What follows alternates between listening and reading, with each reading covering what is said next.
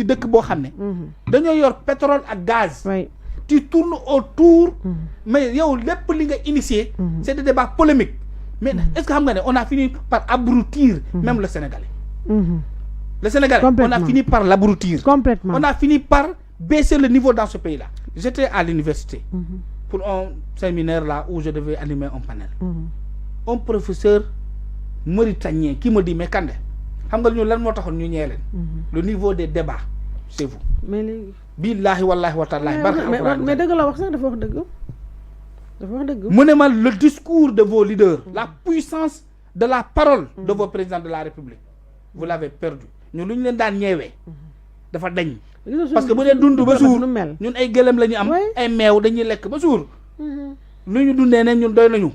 Maintenant, on disait que sur le plan international, on parle plus du Sénégal que de la Mauritanie parce que vous avez une bonne présence diplomatique. Président bi bu waxee Abdou Diouf. Abdoulaye Wade. Macky Sall. waaw ñii nag ak Yacine Fall Fodia nag. dégg nga député ba ma cœur. ah. C'est ça, le niveau est devenu très bas. Le niveau est devenu très bas. C'est le régime qui doit s'efforcer. Tu peux pas avoir des... Mais nous, la wolof ça, du forcer. Ñun ñi di ay peul ñoy gorgolu di la ko wolof. Ñom ñi wolof nañ la ko wolof rek. Ñu am jamm. Man dama jaxal man daal ma kër meurtri. Ma ak ñiko chaque saa ñuy andé ay député assemblée nationale. Gisoon nga ministre de la pêche. Na lu wax la bateau wala la wax. La moteur. La moteur.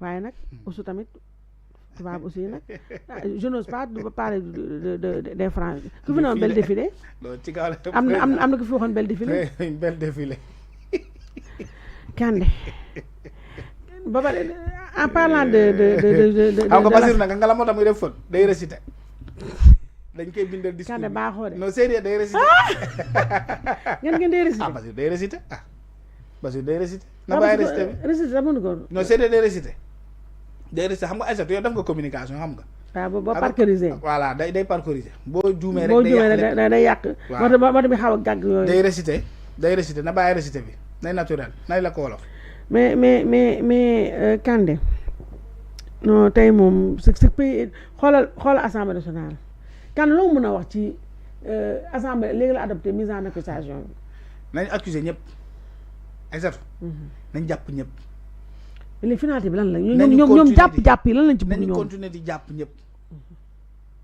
lu waay ji moom ngay récolter dëgg la Bassirou en 2029 il n'aura pas 50 ans yu mat sëkk xale lay doon dëgg la Ousmane Sonko n'aura pas 60 ans déedéet Macky Sall quand il partait il avait 63 ans et poussière ils seront obligés de faire face à ce monstre là qu'ils sont en train de créer nañ jàpp ñëpp bu kenn mer kan yaa ngi grave non nañ jàpp ñëpp kon ñoom en 2029 ils seront face à leurs responsables ils feront face te xam nga la moo ci gën a métti lan li ngay teg ñii lañ lay teg te ñoom dama ragal mu pire dañ lay delloo lépp jusqu'au dernier centime parce que ñoom ñoo koy impulser ici ñoom ñoo fi indi vengeance tu peux pas fayantoo maa tey loolu moo fi nekk c'est ça la réalité waaw mënoo jël ay gor di yàq seen der matin midi soir bëgg yow boo daanoo gor yooyu taxaw di la dimbali parce que ce qu'ils vont réussir c'est qu'ils n'auront personne pour le défendre demain mais seen militants yi nag mais personne même eux ils n'accepteront pas de s'identifier au Pastef s'ils continuent comme ça mais ñii mais Kandé tu crois que ces gens-là à ce stade est-ce que ñoom ils sont capables de faire demi-tour mënatul nekk aha mënatul nekk dañuy ñekk lii laa gëm de mënatul nekk lii laa gëm mënu c'est possible c'est fini nañu ko kay na yegg rek mais xam nga man je les aime bien oui mais c'est décevant cette posture quand tu es jeune maa ngi koy wax dem bu fii ci plateau bu mag bi président de la République juddu au 21e siècle tu n'as pas 50 ans Bassirou Diomaye Faye amul ba jaaw déedéet même ba jaaw moo ne sax et je pense qu'il est moderne tey la concurrence la fierté bi nga xam ne moom waroon nañ ko impulser ci ñoom nit ñi am ko ci ñoom mooy ci vision politique bi un président de la République doit faire rêver sa population un président de la République doit faire rêver sa population et susciter l'espoir mais loolu mooy dëgg merci Pastef ne fait pas rêver, fait perdre l'espoir tey et humilie des gens loolu mooy dëgg xam nga dignité mu ngi tàmbali ci fan Aïssatou ma ñëw fi nga jël benn 1 million jox ma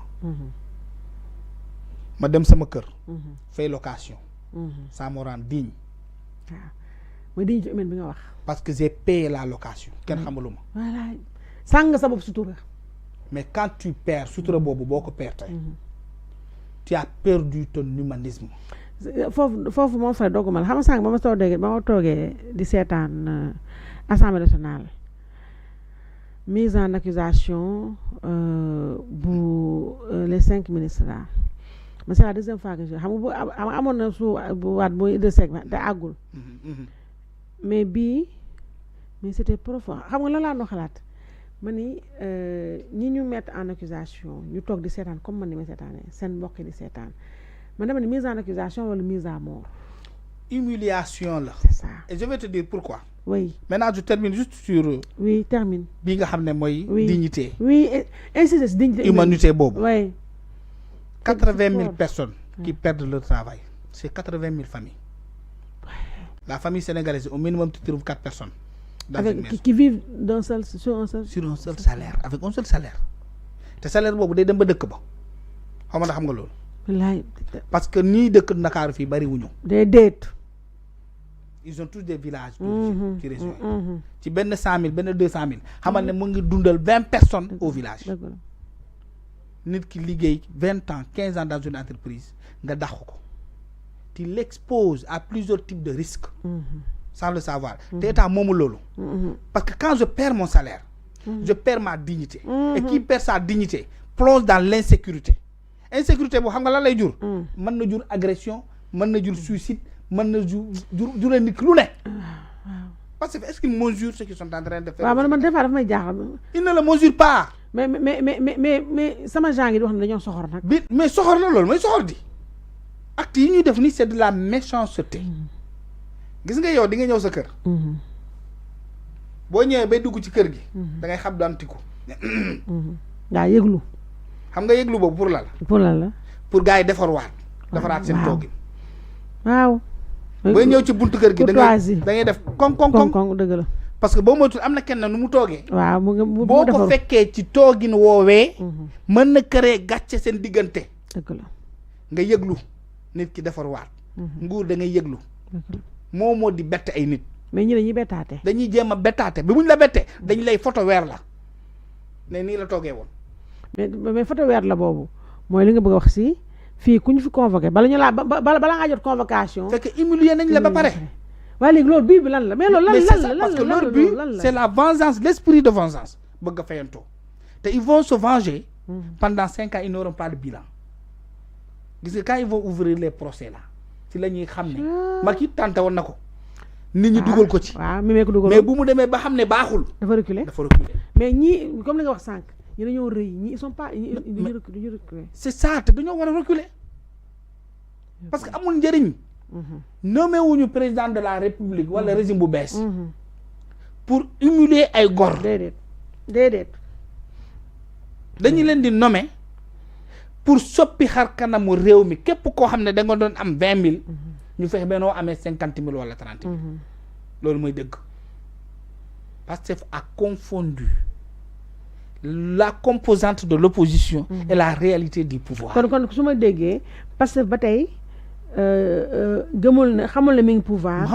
defagul transition bi. ba pare dugguñu ci pouvoir bi. ok réalité pouvoir bi. maanaam yenn nañu pouvoir bi. mais incarné guñu pouvoir. parce que maîtriser guñu état profond. xamuñu luy régime xamuñu luy état. xamuñu luy gouvernement. gis nga tant que dans ce pays là on ne fera pas le distinguo entre la nation l'état le régime et le gouvernement duñ dem. Le gouvernement il doit travailler pour nous. Le régime il est détenu par un parti politique qui arrive au pouvoir. L'état la nation mooy lu ñu bokk ñun ñëpp. lu ñu bokk lu ñun ñëpp nag ñoo koy gérer suñu bopp. mais ñii il continue une posture de l'opposition dans la pratique de l'état. Quand tu es premier ministre tu l'es pour tout le monde. Quand tu es président de la République stylé pour tout le monde. Aïssatou, pour la première fois may dégg ñi ñëw au pouvoir. nee ñu bokkul ci seen parti vous allez souffrir 50 ans. mais gis nga phrase boobu dañ koy négligent. mais phrase mais c'est révélateur. mais décrypter ma phrase. ignorer rek état xam luy tenir le pouvoir. président de la république. man su ma nekkoon bandi bu gën a bon. première attitude bu mu war a am ci man. mooy nax lay def ba génnee ma ci banditisme boobu. delloo ma dans la bonne société. inculqué waat ma ay valeurs. dimbali ma pour que ma nekkaat nit gën a baax. boo demee prison moo sax ñu yóbbu fa les travailleurs sociaux là. ñu yaraat la tàggat la. après on parle de réinsertion sociale. mais la prison sous Pastef. mooy c'est pour humilier des gens.